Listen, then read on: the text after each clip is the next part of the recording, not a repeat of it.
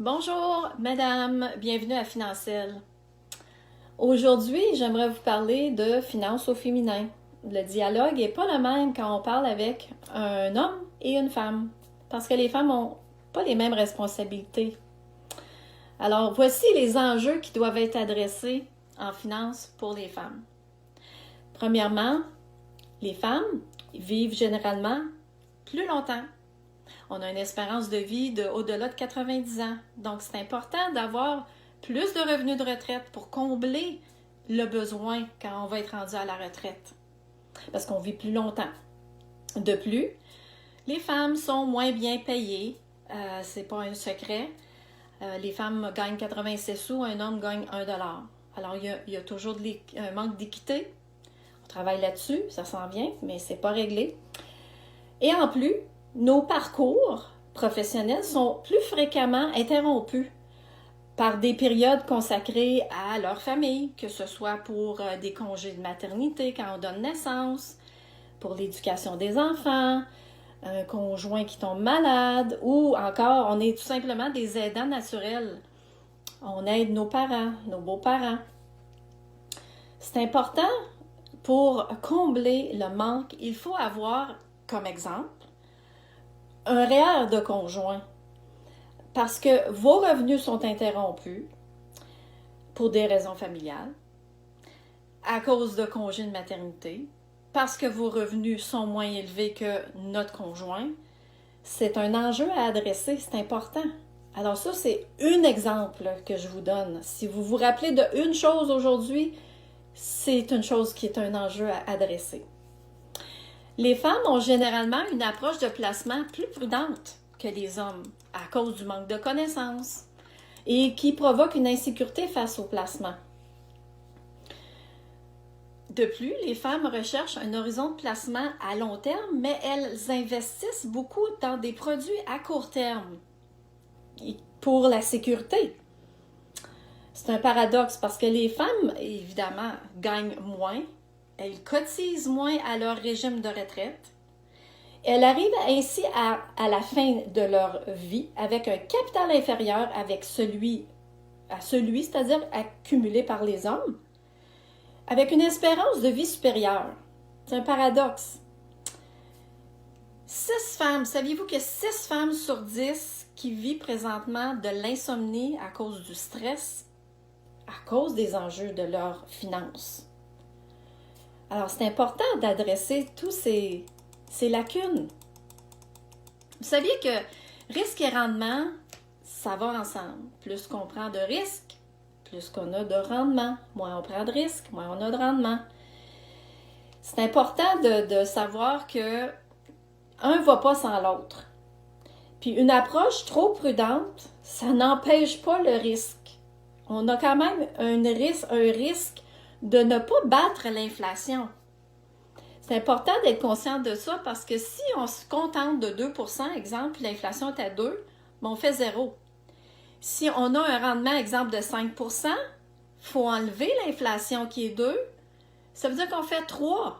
3% qui est notre revenu net, réel. Puis n'oubliez pas, si le rendement est trop faible, vous manquerez d'argent à la retraite. Ça aussi, c'est un risque à considérer. Les femmes doivent être capables de s'exposer à des risques calculés à court terme pour remplir les objectifs à long terme. C'est des risques calculés. Pour vous donner une idée des sommes qui doivent être accumulées, à l'âge de 30 ans, on devrait avoir à peu près une fois notre salaire annuel d'accumulé en placement. Rendu à 40 ans, c'est à peu près 3 fois son salaire annuel.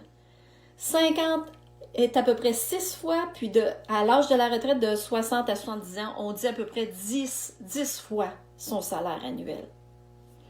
Pour être capable de maintenir son train de vie. Les femmes accordent davantage d'importance aux valeurs que l'argent leur apporte, comme la liberté, avoir du temps, avoir l'esprit en paix. Parce que c'est ça qui nous touche et nos cordes sensibles, c'est ça qui nous permet d'atteindre nos objectifs financiers parce que on veut ça, c'est nos valeurs, c'est ce qui nous tient à cœur. Mais elles doivent aussi prendre compte du rendement de leur placement. Pas être trop sécuritaire. Comme les hommes. Les hommes, eux, ils focusent sur le rendement de leur placement beaucoup plus que les femmes. Et ils réussissent la plupart du temps à atteindre leurs objectifs également. C'est important aussi par choix ou par jeu de circonstances aussi, les femmes, ils se retrouvent divorcées ou veuves. Des fois, on n'a pas le contrôle là-dessus.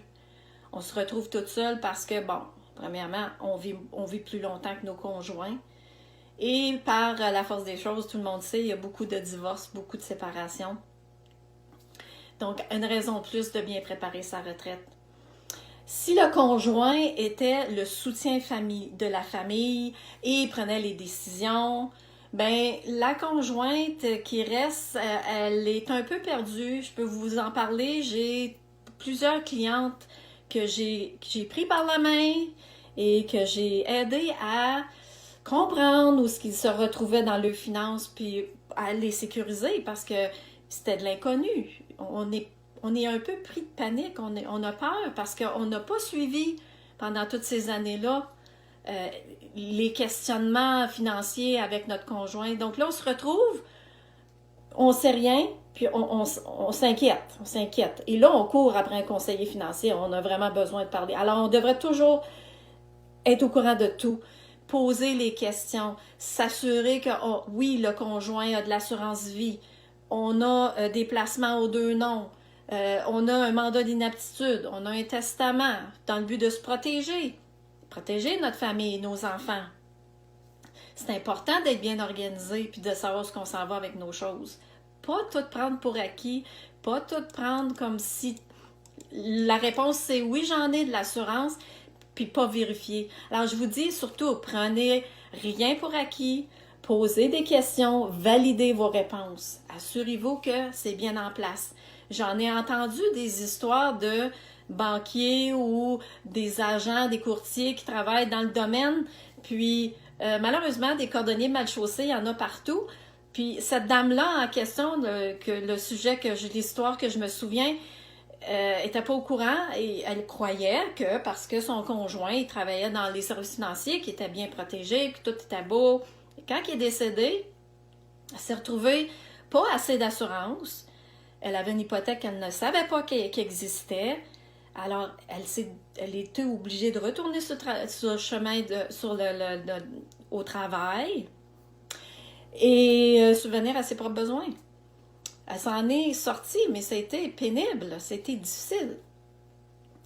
Donc, de plus en plus, les femmes prennent les décisions dans le couple concernant les finances, mais il faut avoir les bonnes informations et être bien informé, guidé sur le sujet pour prendre les bonnes décisions avec confiance. Et c'est là qu'un conseiller financier peut vous aider. On est là pour vous éclairer.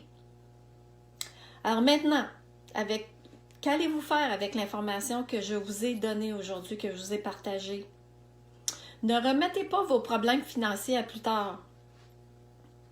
Venez me poser vos questions. On peut travailler ensemble. Vous pouvez me rejoindre sur Financelle, par courriel à lucie.mallette@ig.ca ou sur Messenger. Alors, je vous souhaite une excellente journée. Merci de m'avoir écouté. À bientôt. Au revoir.